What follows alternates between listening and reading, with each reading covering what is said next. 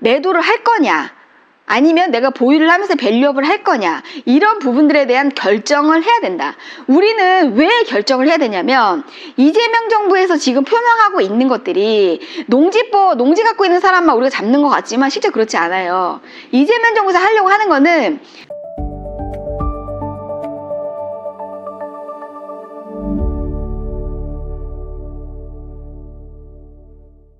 네, 그래서 제가 항상 강조하는 부분들은 바로 이겁니다. 첫 번째는 내 토지에 대한 본질을 일단은 파악하는 게 중요합니다. 예를 들어서 지목이 뭐 전답 가수원인 농지를 갖고 계신 분이다. 그러면 내 땅이 실질적으로 농사만 계속 지어야 되는 땅인 건지, 아니면 수도 연결을 해서 더 이상 농사를 짓지 않고 그 단독주택이라도 지을 수 있는 땅인 건지, 이 두 가지 중에 하나 중에 내 땅이 어떤 부류에 속하는지 먼저 그거를 우리가 확인해 볼 필요가 있습니다. 우리가 농지로서만 한다고 하면 농지 가격이 따로 있어요. 우리가 농사를 지을 사람이 땅값이 100만 원이 농지를 사지를 않아요. 농지 같은 경우에는 최대 못해도 50만 원 이하짜리를 사게 됩니다. 근데 우리가 전답가수원 농지를 살 당시에 50만 원 이하짜리로 산 경우가 사실 10년 전에 사셨던 분들을 제외하고는 거의 다 50만 원 이상 주고 샀을 거예요. 투자용 같은 경우에는. 근데 농사 짓는 분들 같은 경우에는 50만 원 이상짜리는 쳐다도 안 봐요. 너무 비싸기 때문에, 농사 져서 그만큼의 수익을 볼 수가 없기 때문에 실제 우리가 50만 원 이하다, 그리고 면적이 적어도 500평 이상이어야지 농사 짓는 사람들한테 매각을 할 수가 있다. 그래서 내 땅이 농업용에 맞춰진 토지인 건지, 아니면 수도를 연결을 해서 집이라든지 무엇인가 건축 행위를 할 수 있는 땅이라고 하면 지금이라도 우리가 결정을 내려야 됩니다. 어떤 결정을 내리냐면, 이거를 얼마에 언제 팔 것인가. 그러면 얼마에 언제 팔 것인가를 우리가 정했다면, 내가 그 정한 가격에 맞춰서 나한테 주어진 시간이 있을 거잖아요. 그 시간 안에 내가 양도세를 줄이기 위해서 어떤 걸 준비를 해야 되나. 그래서 매각을 위한 준비를 지금부터 철저하게 해야 된다. 이 두 가지 중에 하나를 무조건 결정을 해야 된다. 이건 지목이 이제 농지일 경우를 말씀드린 거고요. 임야일 경우에는 간단할 것 같지만 사실 더 어렵습니다.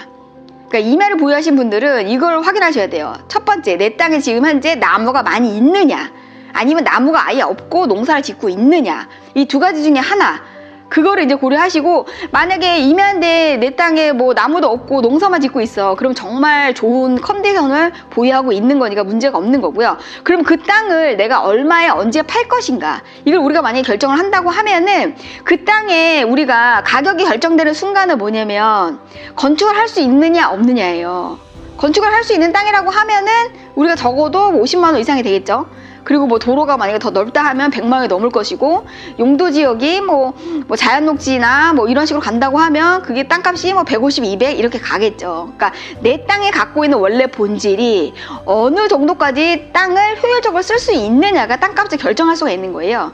그래서 그 부분에 대한 것들을 우리가 조금 파악을 해서 매도를 할 거냐, 아니면 내가 보유를 하면서 밸류업을 할 거냐, 이런 부분들에 대한 결정을 해야 된다. 우리는 왜 결정을 해야 되냐면, 이재명 정부에서 지금 표명하고 있는 것들이 농지 갖고 있는 사람만 우리가 잡는 것 같지만 실제 그렇지 않아요. 이재명 정부에서 하려고 하는 거는 공시지가를 현실화를 하겠다라고 하는 걸 실행을 할 거예요. 그 얘기는 뭐냐면, 토지 그럼 안 팔면 되지, 지금 어차피 지금 가격이 별로 안 좋으니까 안 팔면 되지, 그게 아니에요. 공시지가가 올라가게 되면 어떻게 되죠? 내가 보유하고 있는 동안 재산세를 계속 내야 되죠? 그리고 보유한 자산 금액이 커지다 보니까 나의 종합소득세가 올라가게 되는 거고, 4대 보험료가 올라가게 되는 거고, 내가 국가에 내야 되는 세금이 계속적으로 많아진다는 뜻이에요.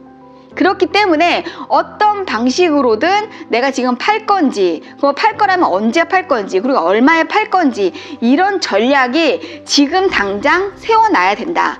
팔지 않을 거면 자식한테 뭐 증여나 상속을 만약에 한다라고 했을 때 얼마에 어떻게 할 것인지에 대한 구체적인 나만의 어떤 솔루션이 필요하다. 왜냐면 지금은 예전처럼 뭐 20년, 30년 제주도 땅 묻어놨다고 해가지고 막 뚜껑 어느 순간 열어보면은 막 10배, 20배 되는 그런 시장은 이미 진작에 끝났습니다. 그렇기 때문에 지금은 우리가 15년 이상 보유하신 분들은 매도에 대한 부분들을 지금부터 철저하게 준비를 해야 된다. 거기에 앞서서 내 땅의 토지에 대한 본질, 어디까지 내 땅을 활용할 수 있을 것인지에 대한 기본적인 내용을 본인 스스로가 좀 알고 방향 설정을 하루라도 빨리 해야 된다. 이런 부분들을 말씀드리고 싶습니다.